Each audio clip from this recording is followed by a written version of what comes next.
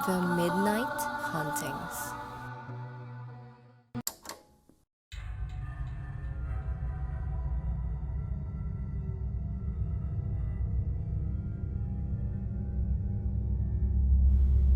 Magandang araw mga ka-midnight. Ako si Rex. Ang kwentong ito ay pinadala ng isa nating tagapakinig at ito ay tungkol sa isang babae na naalala ang kanyang karanasan nung siya ay may pasok sa gabi nung siya ay nasa kolehiyo, kung saan nababalot ng kababalaghan ang kanyang classroom. Ako si Risa at nangyari ang aking kwento ilang taon na ang nakalipas. Bilang isang working student nung ako ay nasa kolehiyo, ay naging irregular ang mga klaseng napasukan ko. Dahil dito, madalas ay panghapon at panggabi ang mga natataong schedule sa akin. Gayunpaman, ay pabor sa akin ito dahil umaga ang pasok ko sa trabaho at pagtapos ng pananghalian ay tsaka ako pumapasok hanggang gabi. Sa una, ay nahihirapan ako bilang irregular, ngunit nung kinalaunan ay dumali na dahil sa isang kaklaseng naging malapit sa akin. Si Mandy ang una kong naging kaibigan at isa din siyang working student, kaya naisip naming magtulungan dalawa. Kapag nalilate ako sa klase dahil sa aking trabaho, ay sinisigurado niyang nasasabi sa akin ang mga nalalampasan ko at ganun din ako sa kanya. Ang tanging kakaiba lang kay Mandy ay ang kanyang third eye na dahilan kung bakit madami ang iwas sa kanya. Madalas kasi siyang may nakikita sa mga lumang building ng aming universidad. Lumala ang lahat ng isang gabi ay bigla siyang nanginginig sa aming bagong classroom.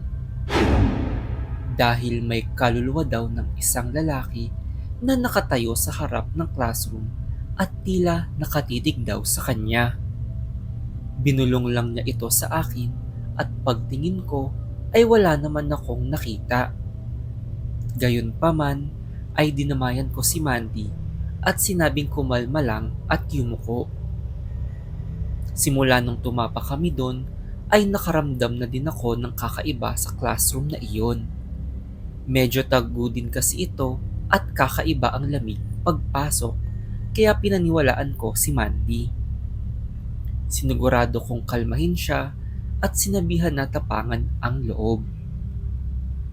Kahit kasi iba naming kaklase ay bigla daw nanlamig at naramdaman na tila may nakatitig sa amin tuwing nasa klase kami.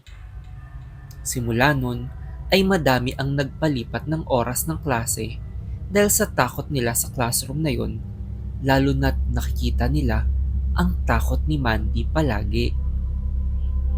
Gustuhin man kasi namin ni Mandy na lumipat ng schedule, ay yun lang ang pasok sa amin dahil may trabaho kami sa umaga.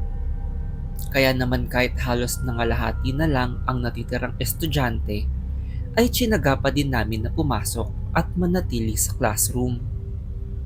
Lumala pa na madalas ay nagpapatay sindi ang ilaw dito, kaya mas dumadagdag ito sa takot sa amin. Nang magtanong-tanong kami sa ibang mga taga-universidad, ay matagal na daw na nababalot ng kababalaghan ang classroom namin dahil sa isang multo di umano. Naisipan kong magbasa-basa tungkol sa kasaysayan ng universidad at sinasabing madami daw talagang kaluluwa na gumagala dito. May mga estudyante at gurong namatay dito, pati mga kaluluwa simula panahon pa ng gera sa mga Espanyol at mga Hapon. Isang gabi ay nagpaalam si Mandy na hindi siya makakapasok at nagkataon din na 8:00 pa ang huling klase ko. Naisipan kong pumunta muna sa classroom kahit ako palang mag-isa para magpahinga. Maya-maya ay nakaramdam ako ng kakaiba sa aking likuran. Paglingon ko ay tumambad sa aking harapan ang itsura ng isang lalaki na tila napakalaki ng ngiti sa muka. Nanlilisik ang mga mata nito habang tumatawa ng nakakakilabot. Bigla akong napasigaw sa takot at naglaho na parang bula ang lalaki sa classroom. Naisip kong maaaring guni-guni ko lang ito, ngunit alam ko sa sarili ko ang aking nakita. Ang nakakahilakbot pa ay nang ikwento ko ito kinabukasan kay Mandy nung pumasok siya, ay ganun na ganun din daw ang kaluluwang nakikita niya palagi sa loob ng classroom. Napagalitan pa kami ng aming professor dahil kami ay nagkakwentuhan nun at naisipan niyang paghiwalayan muna kami dahil kami ay may exam. Halos 10 na lang kaming mga estudyante nun at pinaglayo-layo pa kami para daw kami hindi magkopyahan. Habang sumasagot sa exam, napapasilip ako kay Mandy sa likod para kamustahin ang kanyang kalagayan dahil ako ang laging nagpapakalma sa kanya kapag magkatabi kami. Pagsilip ko sa kanya ay nakayuko lang siya sa papel habang halatang pinagpapawisan ng malamig. Pansin kong sumisilip din siya sa kanyang likod, ngunit umiiwas ng tingin at dun ko napagtanto na nakikita niya siguro malapit sa kanya ang multo ng lalaki. Agad na nagpasa si Mandy ng papel niya at naisipan na magbasa na lang ng libro, ngunit bigla siyang sumigaw. Dahil nagpakita daw sa kanyang harapan mismo ang multo ng lalaking nakabungis-ngis. Dahan-dahan daw nitong binaba ang hawak ng libro habang nakangisi sa kanya. Biglang humagulgol ng malakas si Mandy at napatigil kaming lahat sa pagsagot ng exam. Nagalit ang aming professor at sinabihan kaming tapusin na agad namin ang aming exam. Ngunit kinabukasan nun ay sinabi niyang nag-request na siya ng ibang classroom para sa amin. Humingi siya ng tawad kay Mandy at pinaliwanag na nakakakita din daw siya ng mga kaluluwa. Agad kaming umiyak ni Mandy dahil sa wakas ay may nakakaintindi na sa amin at alam namin na totoo ang aming mga nakikita at naranasan. Ayaw lang daw ng aming professor na takutin pa ang iba, kaya pinatapos niya muna kaming mag-exam para makaalis din agad.